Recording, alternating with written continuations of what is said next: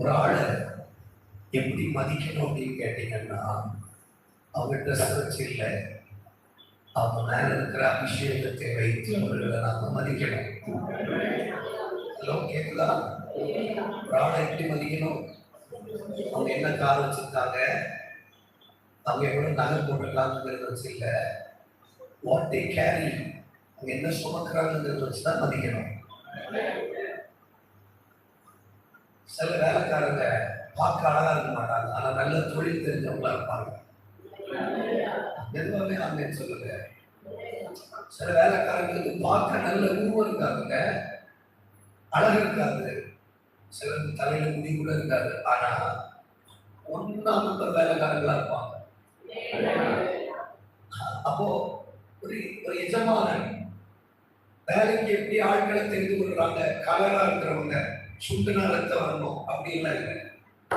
ஒரு எஜமானன் எப்படி வேலைக்கு ஆள் எடுக்கிறாங்க, நல்ல வேலை பார்க்கணும், 6 அடி இருக்கணும், நல்ல வாட்டச்சாட்டமா இருக்கணும், ஜிப்பாடியா இருக்கணும் அப்படின்னா இல்லை, வேலை நடக்கணும். அப்போ தேவராஜ்யமும் அப்படிதான். தேவராஜ்யத்துல 6 அடி 5.8 அங்குலம் இருக்கணும், அப்பதான் தேவராஜ்யத்துல வரணும் அப்படின்னா இல்லை. வாஞ்சை உள்ளவர்கள் வேலைக்கு வரலாம்.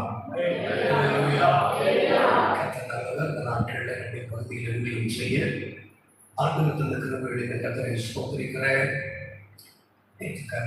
கர்த்தர் பருவத்தில் ஊழியம் செய்ய கர்த்தர் கிருபை தான் அவர்களுக்காக அம்மாவுக்காக நான் கர்த்தரை துதிக்கிறேன்.